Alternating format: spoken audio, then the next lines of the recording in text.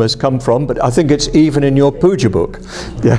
तो ये म कहाँ से आया है उसमें पता नहीं है, आपकी पूजा बुक में भी वैसा ही है. This is the way things go wrong. Yeah. तो इस तरह से बातें गलत हो जाती है. Of course, it doesn't matter. You'll still be purified.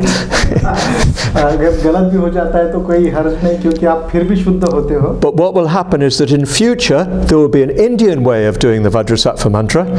हाँ, लेकिन भविष्य में क्या होगा कि वज्रसत्व मंत्र कहने की भारतीय एक पद्धति होगी. And there will be everybody else's way of doing it. और फिर बाकी लोगों की अपनी अलग पद्धति होगी उसे करने की. And on that basis, the Indian movement was split from the rest of the movement. और उसके आधार पर फिर भारतीय जो आंदोलन है पश्चिमी आंदोलन से फिर अलग हो जाएगा. Anyway, joking apart, we should all do it the same way. अगर यहाँ कोई विनोद जो है उसको बाजू में रखते हैं, फिर भी हम सभी ने एक जैसा ही सबने कहना चाहिए. So chitam shrayak kuru hung. चित्तम शया कुरु हूँ. Okay, no तो उसमें म नहीं है. Yes, anyway, let's hope for the best. तो आशा करते हैं कि अच्छा रहेगा. But you have to make an effort to change. Yeah. इसके लिए आपको प्रयास करने की जरूरत है बदलने के लिए. Even to change to k, you have to make an effort. तो म से क तक जाना, उसके लिए भी आपको प्रयास करने की जरूरत है. Of course, you have to make even more effort to gain enlightenment, but that's a start. तो बुद्धत्व के लिए इससे ज़्यादा आपको प्रयास की जरूरत होती है, लेकिन कम से कम यहाँ से हम शुरुआत कर सकते हैं. If we can get that right, maybe we can gain enlightenment. तो अगर इसको हम सही करते हैं तो शायद हम बुद्धत्व प्राप्त करेंगे. So yes, I should just say that last night I talked to Aryanatha and Abhaya Gita and the Mexicans, and they were very, very happy. Yeah. तो कल रात में आर्यनाथ और जो बाकी मैक्सिकन लोग हैं उनसे बात कर रहा था. And they were very grateful to us for allowing them to join us. और हमने उन्हें हमारी पूजा में शरीक होने दिया, इसलिए वो बहुत कृतज्ञ हैं. So I thought I would pass that on to you. तो मैंने सोचा कि ये बात मैं आपसे बताऊं. And I had a message from Mrugendra Pratap. और मुझे मृगेंद्र प्रताप जी से संदेश आया है. He's on a train. वे अपने ट्रेन यात्रा में हैं. And somehow he heard our puja. I don't know how. तो किसी तरह से उन्होंने हमारी पूजा को सुना, मुझे पता नहीं कि किस तरह से. And he complimented me on my Hindi pronunciation. जिस तरह से हिंदी का उच्चारण करता है उसके लिए उन्होंने मेरा अनुमोदन किया है, उनको अच्छा लगा. So I thought I should rejoice in my merits. मुझे लगा कि मैं खुद का ही अनुमोदन करना चाहिए, पुनर्नुमोदन करना चाहिए. But yes, it was a very good puja. तो रात में बहुत अच्छी पूजा रही.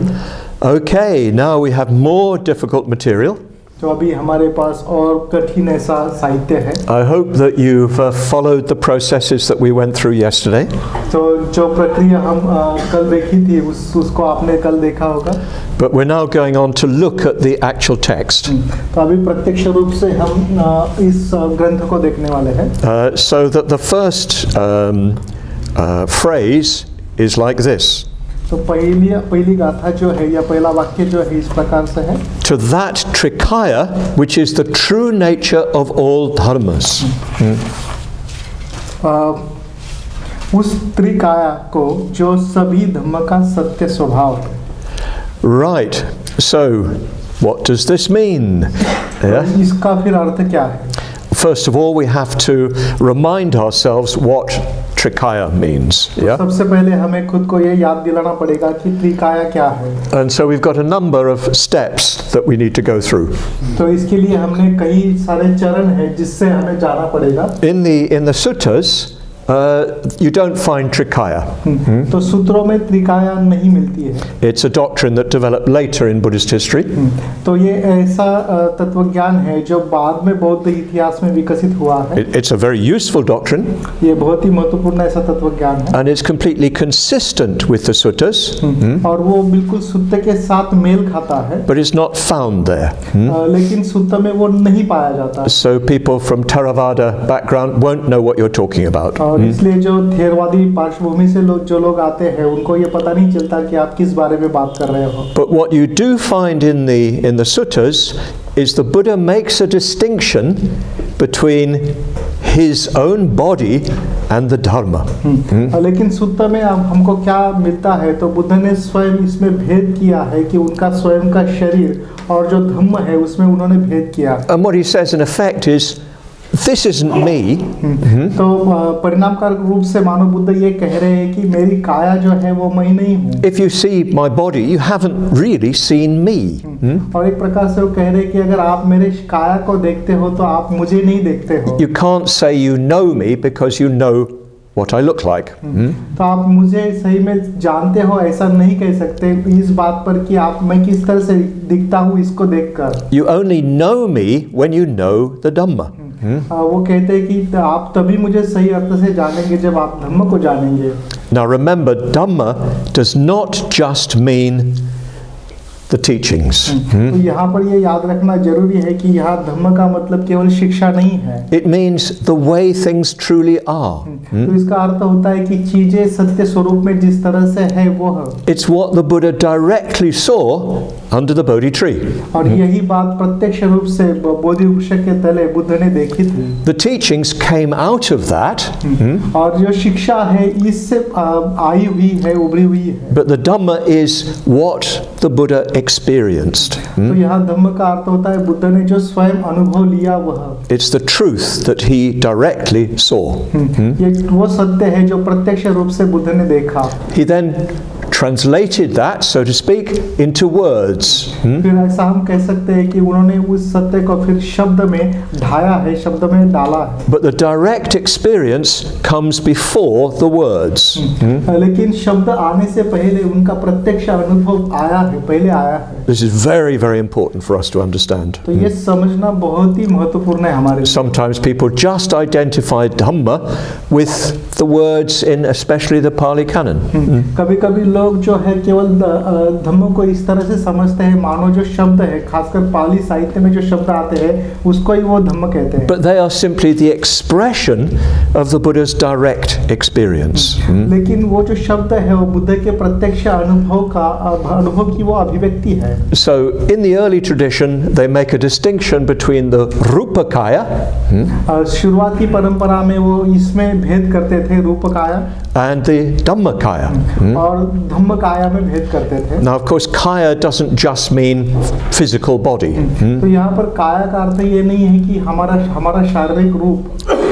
It's a difficult word to find an English translation for, and no doubt true in modern languages too. तो यहाँ इसका भाषांतर अंग्रेजी भाषा में भी करना कठिन है और जो आधुनिक भाषा है उसमें भी उसका भाषांतर करना कठिन है। But it means the sort of manifestation.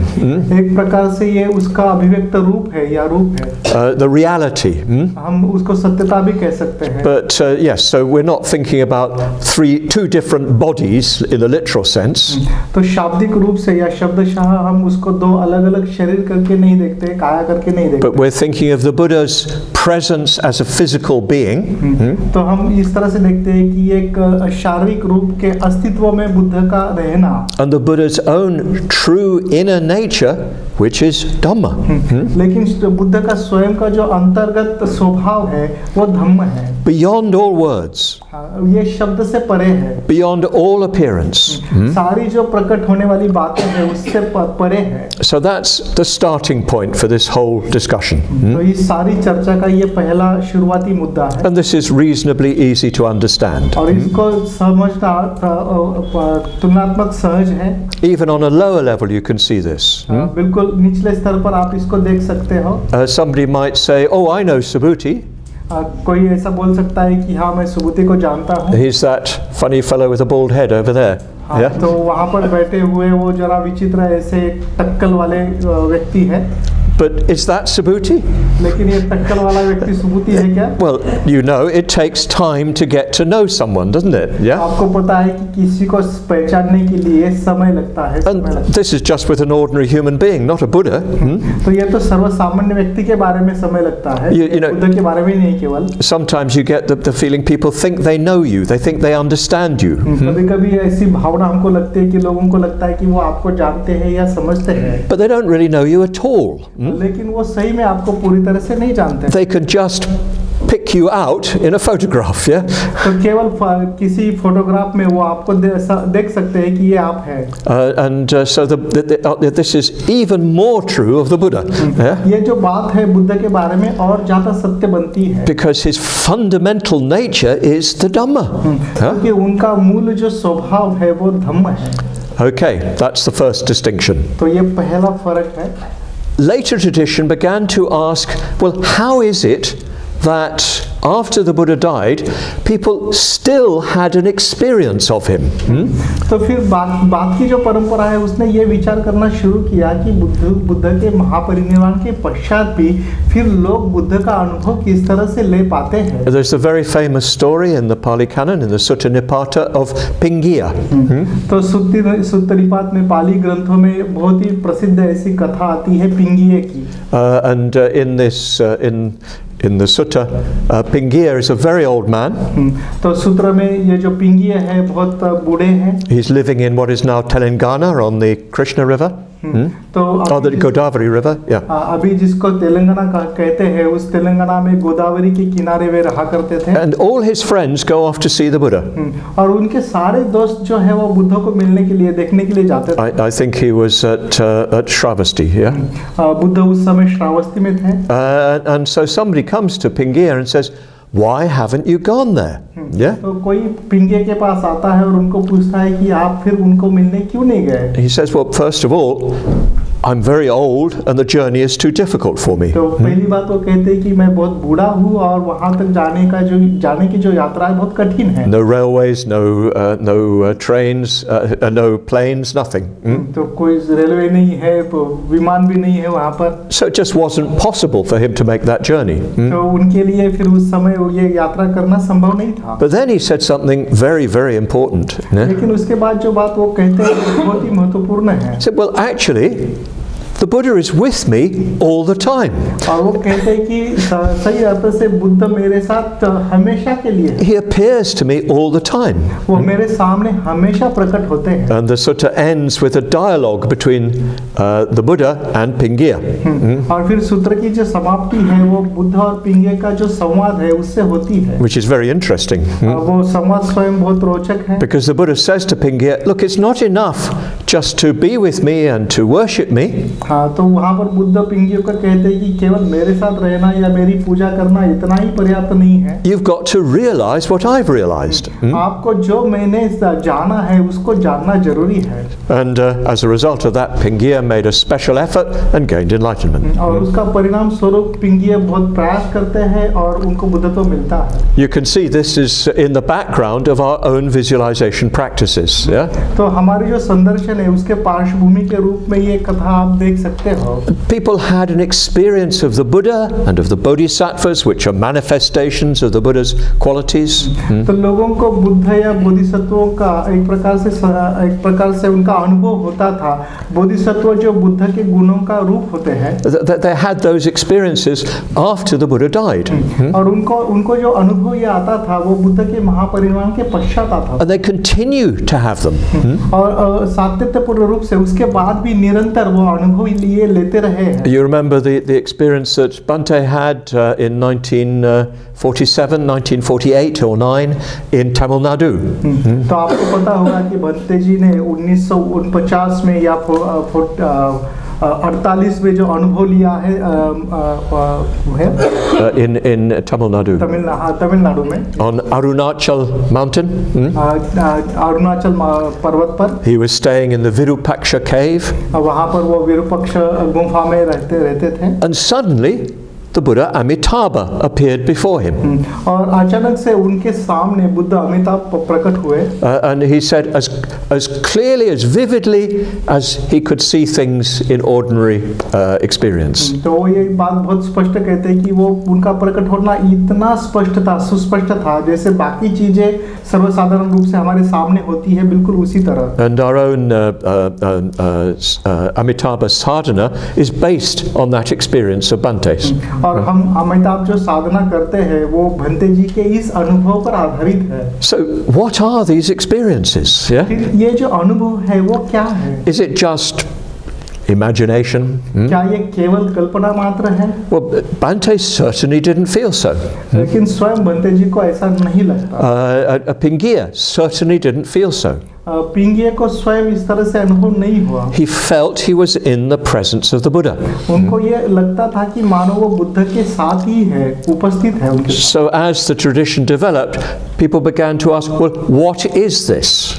और फिर जैसी जैसी परंपरा आगे बढ़ती गई, लोग फिर ये सवाल पूछने लगे कि ये अनुभव क्या है? It's not the Buddha's Rupakaya, ये बुद्ध की रूपकाया नहीं है, because the Buddha is no more. क्योंकि अभी बुद्ध वहाँ पर नहीं है। It's not the Dhammakaya, because there's actually a figure there. वहाँ पर धम्मकाया भी नहीं है, क्योंकि वहाँ पर कोई आकृति है या रूप है। So between the Rupakaya and the Dhammakaya, they put in another kaya. और फिर रूपकाया और धम्मकाया के बीच में उन्होंने और एक काया रखी, And that is the Sambhogakaya. और इसको संभोग काया कहते हैं। It's called the Sambhogakaya because it's the body which bodhisattvas and Buddhas, as it were, witness each other in. तो ये इस तरह की काया है जहाँ पर बुद्ध या बोधिसत्व एक दूसरे की साक्ष्य देते हैं। And of course it's the Sambhogakaya that we're trying to bring into appearance in our sadhanas. और यही संभोग काया है कि जो हम हमारे साधना में उनको हमारे सामने लाते हैं या प्रकट करते हैं। We're using our own creative imaginations. हम हमारी सृजनात्मक कल्पना शक्ति का इस्तेमाल करके, And eventually the Buddha or Bodhisattva will really appear. और उसके बाद फिर सही में बुद्ध या बोधिसत्व हमारे सामने प्रकट होते हैं। So that they now said, well, okay,